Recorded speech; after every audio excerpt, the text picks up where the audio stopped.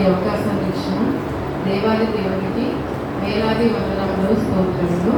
ఇక్కడ ఈ అవకాశం ఇచ్చిన అయ్యగారికి, అమ్మగారికి నా వందనములు. కూడి వచ్చిన సంఘం అంతటికి నా హృదయపూర్వకమైన వందనములు తెలియజేసుకుంటున్నాను. ఇప్పుడు సిలువలో పలికిన 5వ మాటగా నేను దప్పిగొనుచున్నాను. యేసుక్రీస్తు వారి సిలువలో పలికిన 4 మాటల వరకు ఇప్పుడు మనం ధ్యానించుకుందామండి. 5వ మాటగా నేను దప్పిగొనుచున్నాను. మాట ముందుకు వెళ్ళేటప్పుడు కొంచెం ప్రార్థన చేసుకున్నాము. మహాపరిశుద్ధుడైన ప్రేమ కలిగిన తండ్రి, మీ యొక్క ఘనమైన శ్రేష్టమైన నామములకు వందనములు, స్తోత్రములు. నిలబడి నన్ను జ్ఞాపకం చేసుకోండి నాయన.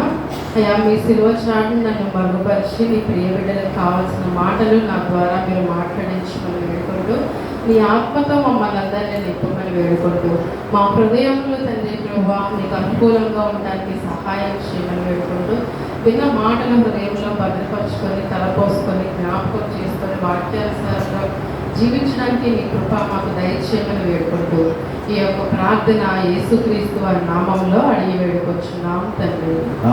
ఆమేన్. నేను దప్పిగొచ్చున్నాను.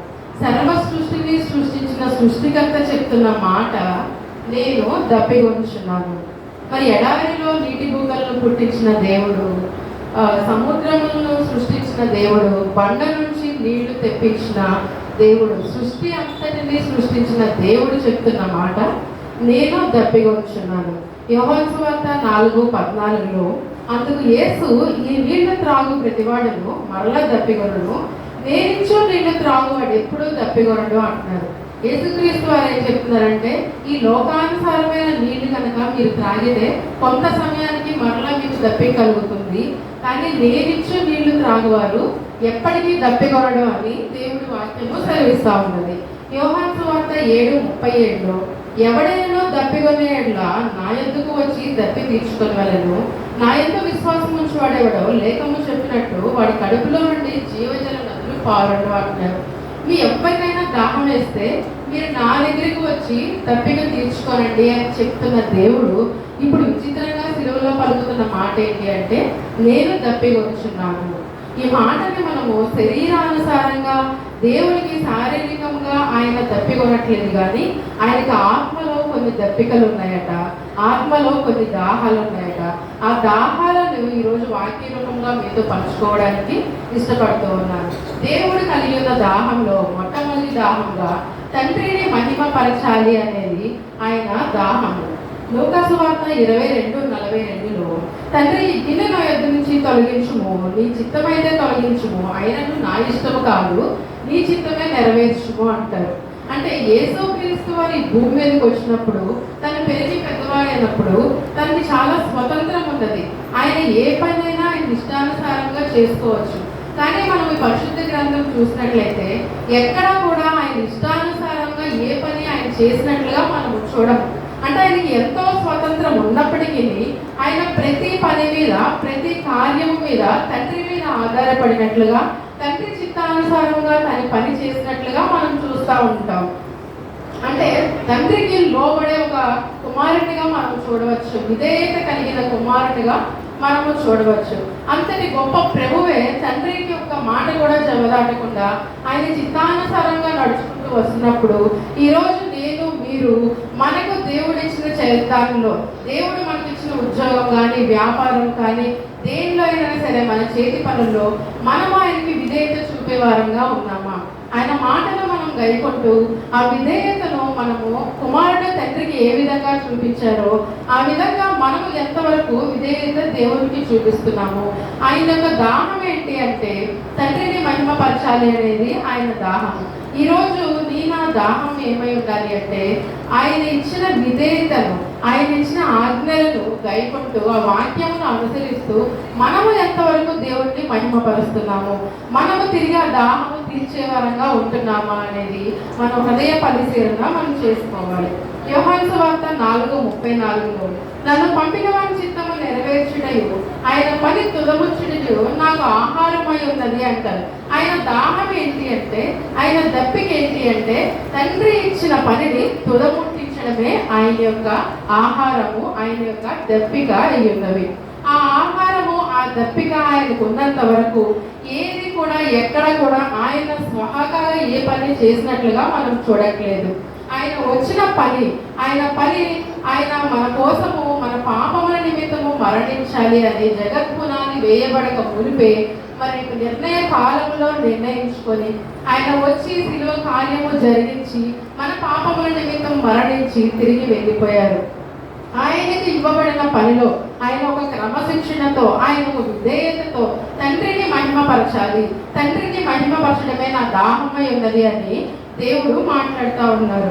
ఫిలిప్పు 2:6 ఆయన దేవుని స్వరూపము గలవాడై ఉండి దేవునితో సమానంగా ఉండుట విడిచిపెట్టకూడదని భాగ్యమని ఎంచుకొని లేదు.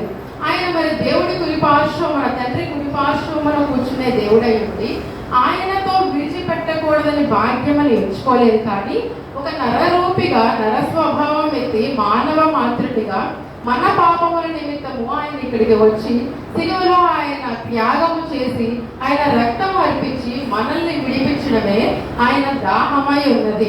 అయితే ఈ రోజు ఈ లోకములో కొన్నిటికి మనము విడిచిపెడుతున్నామా? దేవుడు ఆ యొక్క దైవత్వాన్నే విడిచిపెట్టుకొని తండ్రితో ఉండకూడడం హెచ్చరిక సత్యం కాని భాగ్యమని ఆయన ఎంచుకొనక విడిచిపెట్టి మన కోసం వస్తే మనము లోకంలో విడిచిపెట్టాల్సినవి విడిచిపెడుతున్నామా? మన దప్పిక ఆయన తీర్చుకొని వెళ్ళిపోయారు. ఆయన మన కొరకు కోరే దప్పికను మనం తీరుస్తున్నామా అని మనం హృదయంలో పరిశీలించుకోవాల్సిన సమయం. రెండవదిగా ఆయన దప్పిక ఏమైనది అంటే సమాధానము కలిగించాలి అనేది ఆయన యొక్క దప్పిక. మనం చూసినట్లయితే యేసుక్రీస్తు వారి జననంలో, ఆయన మరణంలో, ఆయన పునరుద్ధానంలో ఆయన ముఖ్య ఉద్దేశం ఏంటి అంటే నిన్ను నన్ను సమాధాన పరచాలి అనేది ఆయన ముఖ్య ఉద్దేశము. ఆయన దప్పిక దాహము అయినది. ఏ విధంగా అంటే లూకా సువార్త 2:14 యేసుక్రీస్తు వారు జన్మించినప్పుడు, ఆయన జన్మము జరిగినప్పుడు మరి అక్కడ హేరోదు రాజు గారిని చాలా మంది యూదులు కలవరపడిపోయారు. యూదా రాజు ఎవరు వస్తున్నారో ఏంటో అని 2 సంవత్సరాలకి వయసు చిన్నగా ఉన్న ప్రతి బిడ్డలను చంపేయడం జరిగింది. అందరిలో ఒక రకమైన ఆందోళన, సింహాసనాలు కదిలిపోయే పరిస్థితి.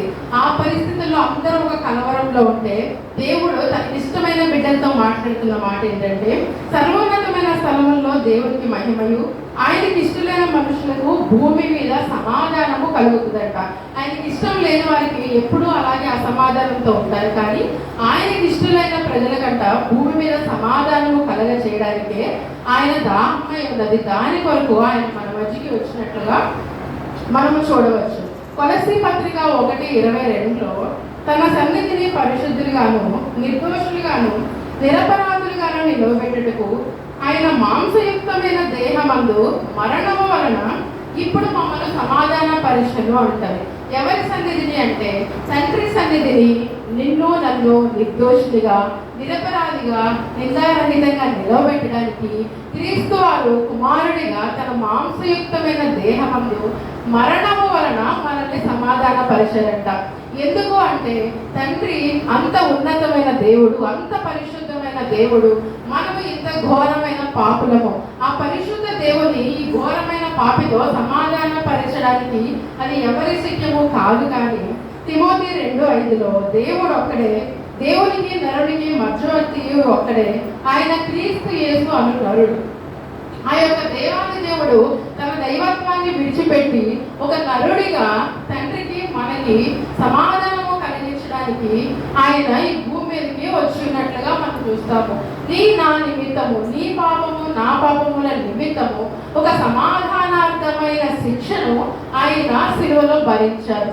ఒక సమాధానార్థమైన బలి అక్కడ అర్పించారు.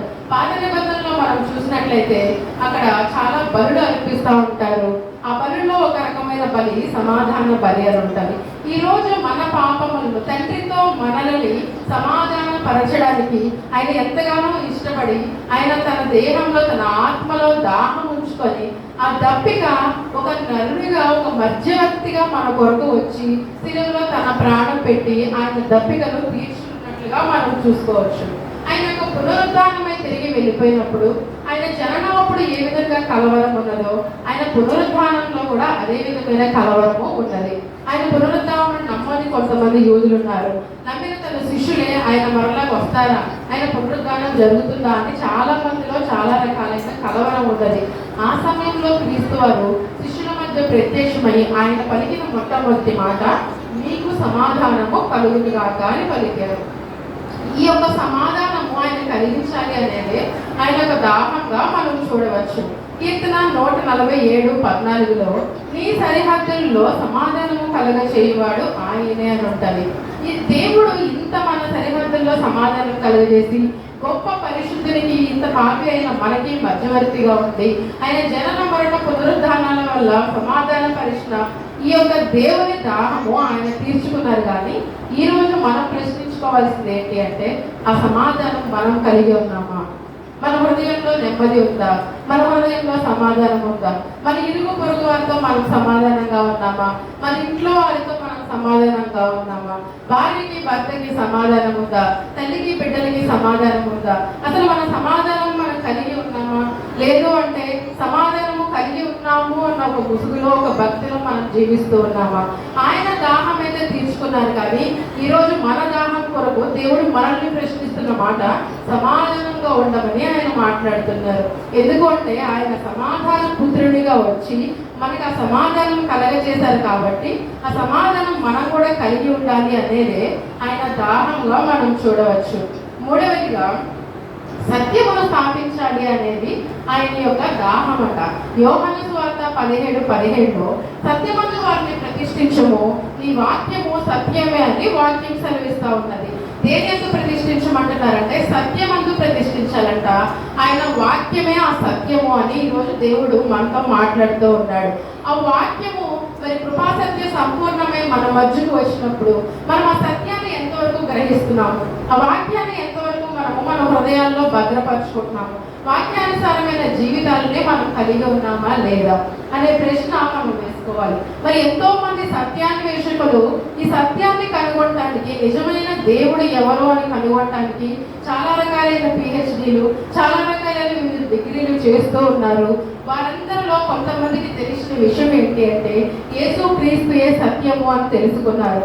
తెలుసుకున్న తర్వాత వారు దేవుణ్ణి వెంబడించారు. కొంతమంది తెలిసినప్పటికీ వారి యొక్క మనోనేత్రములకు వెలిగించబడ్డ గుడ్డితనం ద్వారా, వారి మనోనేత్రములు మూయబడటం వల్ల ఆయనే సత్యము అనే విషయాన్ని గ్రహించుకోలేక, ఆ పరమ కణాలు చేరలేక మధ్యలోనే గతించిపోయినట్లుగా మనం చూడవచ్చు. యోహాను సువార్త 8:31-32 కాబట్టి యేసు తను నమ్మిన యూదులతో, మీరు నా వాక్యమందు నిలిచిన వారైతే నిజముగా నాకు శిష్యులై ఉండి సత్యమును గ్రహించుదురు, అప్పుడు సత్యము మిమ్మల్ని స్వతంత్రులుగా చేయును అంటున్నారు. నిజంగా మనం వాక్యంలో నిలిచి ఉన్నామా? ఆయన దాహం ఏంటి అంటే, ఆయన యొక్క సత్యము, ఆయన యొక్క వాక్యము మనలో ప్రతిష్ఠింప చేయాలి అనేది ఆయన దాహము. ఆ దాహంలో మనం నిలిచి ఉన్నామా? ఆయన వాక్యమంలో మనం నిలిచి ఉన్నామా? అలా నిలిచి ఉంటేనంట ఆ సత్యము ఈరోజు నిన్ను నన్ను స్వతంత్రులుగా చేస్తుందంట. ఈరోజు మనం ఏ బంధకాల్లో బంధింపబడి ఉన్నామో, ఏ పాపంలో మనం బంధింపబడి ఉన్నామో, ఏ పైకి రాయని జిగటగల ఊబిలో మనం కూరుకుపోయి ఉన్నామో, ఆయన వాక్యమును మన హృదయంలో అంగీకరించినట్లయితే, వాక్యానుసారంగా మనం నడిచినట్లయితే అంట ఆ వాక్యము మనల్ని స్వతంత్రులుగా చేస్తుందంట. ఆ సత్యము మనల్ని స్వతంత్రులుగా చేస్తుంది అని వాక్యం సెలవిస్తూ ఉన్నది. యోహాను సువార్త 14:6 యేసు నేనే మార్గమును సత్యమును జీవమును అని ప్రకటిస్తున్నారు. ఆ సత్యమును ఎంతవరకు మనం గైకొంటున్నాము? ఆ యొక్క మార్గమును ఎంతవరకు మనం అనుసరిస్తున్నాము? ఆ జీవమును ఎంతవరకు మనం కలిగి ఉంటున్నాము అనే మన యొక్క హృదయంలో ప్రశ్నలు ఈరోజు మనం ఎంతైనా వేసుకోవాల్సిన అవసరం ఉన్నది. ఎన్నో పుట్టుకడీలు వస్తున్నాము, వెళ్ళిపోతా ఉన్నాం. కానీ మనలో మార్పు లేని స్థితి ఉన్నట్లయితే, ఆ సత్యమును మనం గ్రహించలేని స్థితి ఉన్నట్లయితే, ఆ వాక్యము వెళ్ళడము చోటనే నీలో నాలో వెలుగు కలగనట్లయితే, మన భక్తి అనేది మరి దేవుడికి ఎంతవరకు ఇష్టంగా ఉంటుంది అనేది మనం ఆలోచించుకోవాల్సిన విషయం. చాలా మంది యేసుక్రీస్తుని ఒక మతంగా గుర్తిస్తారు. కానీ ఆయన చెప్తున్న మాట అంటే, ఆయన ఎక్కడా కూడా పరిశుద్ధ గ్రంథంలో నేను ఒక మతాన్ని, ఈ మతాన్ని మీరు ఆచరించండి అని ఎవరికి ఆయన చెప్పలేదు. కానీ నేను మార్గాన్ని, ఈ భూమి మీద మీకు మాదిరికరమైన జీవితాన్ని నేను జీవించి వెళ్ళిపోయాను. నాలాగా మీరు నడవండి, నాలాగా మీరు గుణ లక్షణాలు పొందుకోండి, నాలో ఉన్న క్షమాపణ మీరు కలిగి ఉండండి, నాలో ఉన్న సమస్తమైన గుణ లక్షణాలు మంచితనము మీరు కలిగి ఉండండి అని ఆయన ఒక మార్గముగా, మనకు ఒక మార్గాన్ని ఉద్దేశించి ఆయన యొక్క దాహాన్ని తీర్చుకున్న వ్యక్తిగా మనం చూడవచ్చు. యోహాను సువార్త 18:38 సత్యమును గురించి సాక్ష్యం ఇచ్చడానికి నేను పుట్టాను అని దేవుడు చెప్తున్నారు. ఆయన పుట్టింది ఎందుకు అంటే ఆ సత్యము ఏదైతే ఉందో, ఈరోజు మనము ఏ బంధకంలో బంధించబడి సత్యమును తెలుసుకోలేని ఒక గుడ్డితనంలో ఉన్నామో, ఆ గుడ్డితనం నుంచి ఆయన నిన్ను నన్ను విడిపించి ఆ సత్యమును గురించి సాక్ష్యం ఇచ్చి, ఆ సత్యము నేనే, నీవు నా దగ్గరికి వస్తే జీవజలపు ఊటలను నీకు ఇస్తాను అని దేవుడు మనతో మాట్లాడుతూ ఉన్నారు. మనలో ఒక సత్యమును స్థాపించాలి అనే దాహము ఆయన కలిగి ఉన్నారు. అయితే ఎంతవరకు ఆయన సత్యంలో మనం నిలిచి ఉంటున్నాము అనేది మనం ప్రశ్నించుకోవాలి. తర్వాత ఒక పాపికి మారు మనసు కలిగించాలి అనేది ఆయన యొక్క దాహమే ఉంటుందట. మరి ఈ సర్వ సృష్టిలో ఒక మనిషిని ఏ మనిషి కూడా మార్చలేడు. ఒక మనిషిని మార్చే శక్తి ఏ మనిషికి లేదు. ఒక పాపంలో బంధకంలో పడిపోయిన మనిషిని నిలబెట్టే శక్తి దేనికి లేదు. కానీ ఒక యేసుక్రీస్తు వారి రక్తమునికి మాత్రమే ఒక పాపిని మార్చే శక్తి ఉన్నది అని మనం గ్రహించవచ్చు. ఫిబ్రవరి 9:22 ధర్మశాస్త్రం ప్రకారము సమస్త వస్తువులను రక్తము చేత శుద్ధి చేయబడిననియు రక్తము చిందింపకుండా పాప క్షమాపణ కలగదనియు సామాన్యంగా చెప్పవచ్చు. ఆ రోజున్న ధర్మశాస్త్ర ప్రకారము రక్తము చిందింపకుండా ఏ పాపము కూడా క్షమించబడదట. ఎవరి పాపము కూడా క్షమించబడదట. అక్కడ ఉన్న ఉపకరణాల మీద రక్తాన్ని ప్రోక్షించి వారు దాన్ని శుద్ధిపరిచి దేవుని బలికి అర్హమైన దానిగా చేసేవారట. అయితే ఈ రోజు అపరిశుద్ధమైన మన హృదయమును ఆ యొక్క యేసుక్రీస్తు వారి రక్తముతో శుద్ధిపరచడానికి ఆయన దాహము కలిగి ఉన్నారు. అయితే ఎంతవరకు మన హృదయంలో మనం ఆయన అంగీకరిస్తున్నాము, ఎంతవరకు హృదయంలో మనం ఆయన ఆహ్వానిస్తున్నాము. హృదయం అనే తలుపు దగ్గర నిలబడి ఆయన తలుపు తడుతూ ఉంటే తీసే పరిస్థితిలో మనలో ఎంతమందికి ఉన్నాయి అనే విషయాన్ని మనం గమనించవచ్చు. ఏదైనా సరే ఒక మనిషి జీవితాల్లో భవిష్యత్తును ఏదో ఒక రకంగా మార్చుకోవచ్చంట. మనం పాత రోజుల్లో గతించిపోయిన రోజుల్లో చేసిన కొన్ని తప్పులను బట్టి మనల్ని మనము మార్చుకొని మన భవిష్యత్తు కొంచెం మనం మార్చుకోవచ్చు. ఇంకొకటి దేవుని పాదాల దగ్గర పడి వేడుకున్నప్పుడు మరి మోసగాడైన యాకోబును ఇజ్రాయేల్గా మార్చిన దేవుడు మనల్ని కూడా మార్చే శక్తివంతుడు. అయితే ఒక మనిషి భవిష్యత్తును మార్చుకునే శక్తి ఉన్నది, కానీ ఒక మనిషి గతాన్ని మార్చే శక్తి దేనికి లేదంట. మనం గతంలో కొన్ని తప్పులు చేశాము, కొన్ని పాపములు చేశాము. ఆ గతంలో చేసిన పాపములు తప్పులు మారుతాయా? మారవు. కానీ ఒక దైవజనుడు చెప్పే మాట ఏంటంట, ఒక యేసుక్రీస్తు వారి రక్తముకి మాత్రమే మనం గతంలో చేసిన పాపముల్ని కూడా క్షమించే శక్తి ఉన్నది అని వాక్యం సెలవిస్తూ ఉన్నది. నువ్వు ఎంతటి ఘోర పాపివైనా, మరి ఎంతటి నువ్వు ఇరుకు ఇబ్బందుల్లో బంధకాలలో నువ్వు పట్టబడి ఉన్నా, ఒక్కసారి ఆయన రక్త ప్రోక్షణ కింద కనుక నువ్వు వచ్చినట్లయితే ఆయన నిన్ను నన్ను విడిపించడానికి సమర్థుడై ఉన్న దేవుడు. మన పాపములుగా ఆయన క్షమించడానికి, కొట్టివేయడానికి సమర్థుడుగా ఉన్న దేవుడు. సాధారణంగా దేవుడి దగ్గరికి వచ్చి మన పాప రుణపత్రములను దేవునికి చూపించి, నీ బిడ్డ అంటున్నావు, నీ స్వరూపంలో చేసుకున్నా అంటున్నావు, నీకు ఇష్టంగా జీవిస్తుంది అంటున్నావు, కానీ కాదు, ఇది నా బిడ్డ, తిను నా బిడ్డ అని చెప్పి సాతాను మాట్లాడినప్పుడు యేసుక్రీస్తు వారట తన రక్తము ఆ యొక్క రుణపత్రము మీద ప్రోక్షించి మన పాపములు ఎంత ఎర్రని అయినప్పటికీ, ఎంత స్ఫటికముగా ఉన్నప్పటికీ ఆయన తన రక్తము చేత వాటిని తెల్లని గొర్రెబొచ్చు వలె మార్చి ఆ రుణపత్రాన్ని కొట్టివేసి నా పాపముల నుంచి మనకి విడుదల దయచేసి విమోచించి మనల్ని పరిశుద్ధులుగాను నిందారహితులుగాను నిలవబెట్టడానికి వచ్చిన ఆ దేవునికి ఎంతవరకు మన హృదయమో మనం సమర్పించుకుంటున్నాము. ఈ భూమి మీద ఎవరు మన హృదయం కోరుకోరు. ఒక్కొక్కసారి కొన్ని పరిస్థితుల్లో మనమే మన హృదయాన్ని కోరుకొని మనగా ఉంటాము, మనం చేసిన కార్యాలు బట్టి, పనులు బట్టి. కానీ ఆయన అడిగేది ఏంటి అంటే, ఈరోజు ఆయన ఏ బంగారం వెళ్ళి అడగట్లేదు, కానీ మన హృదయాన్ని ఆయన అడుగుతున్నాడు అనమాట. ఆ హృదయము మనం ఇస్తున్నామా? 2 కొరింథీ 3:18 మనమందరము ముసుగులేని ముఖంతో ప్రభు యొక్క మహిమను అద్దం వల్లే ప్రతిఫలింపచేస్తూ మహిమనిచ్చి అధిక మహిమకి వెళ్ళాలి అని రాయబడింది. ఇక్కడ హృదయములకు ముసుగు వేసుకున్న పరిస్థితుల్లో మనం కూర్చున్నామా? మనం భక్తి మన వరకే అన్నట్టుగా మనం ఉన్నామా? మన భక్తి దేవుడిని ఎంతవరకు తృప్తిపరుస్తుంది? దేవుడి దాహాన్ని మన భక్తి ఎంతవరకు తీరుస్తుంది? ఆ యొక్క ముసుగు లేని మొహంతో ఆయన ఎదుర్కొనే వారంగా మనం ఉన్నామా? మన పాపాలను మనం ఒప్పుకొని మన హృదయం నుంచి ఆ ముసుగు దేవుడు తీసివేసి ఆయన వలె ఆ యొక్క వాక్యం అనే అర్థంలో మనల్ని మనం చూస్తున్నప్పుడు మనం ఏ స్థితిలో ఉన్నాము అనేది మనము ఎరగవచ్చు. ఆయన మరి రోగుల కోసమే నేను వచ్చాను కానీ ఆరోగ్యవంతుల కోసం నేను రాలేదు అని చెప్తున్నారు.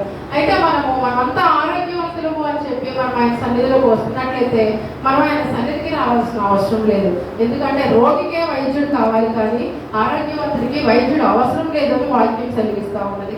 ఈరోజు ఏ రోగంతో ఉన్నామో, ఏ పాప రోగంతో మనం ఆయన సన్నిధికి వస్తున్నామో, విడవకుండా ఆయన పాదాలను పట్టుకొని ఆ పాపాన్ని క్షమించగలిగే శక్తి ఆయన నుంచి మనం పొందుకొని ఆ పాపాన్ని విడిచిపెట్టి పాపం నుంచి మనం పరిశుద్ధులుగా చేయడానికి సమర్థులైన ఆయన యొక్క దాహాన్ని మనం తీర్చుకోవాలని, దాహాన్ని తీర్చిన దేవుడిని మనం నమ్మాలి అని కోరుకుంటున్నాం.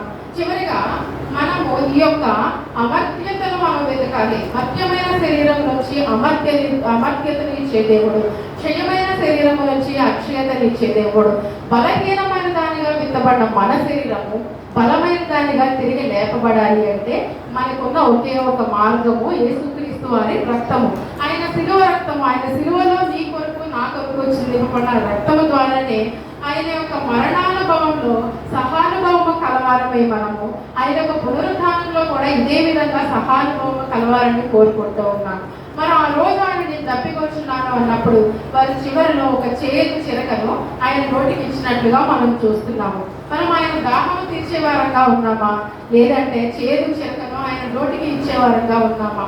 ఆయన తప్పికొన్న సందర్భాల్లో చేదు చిరకను మనం ఆయనకి ఇస్తున్నామా అనే విషయాన్ని ఎవరి ద్వారంగా హృదయంలో మనం పరిశీలన చేసుకుంటూ ఈ దేవుడు ఈ కొద్ది మాటలను దీవించాలని ఆశిస్తూ నా మాటలు ముగిస్తాను.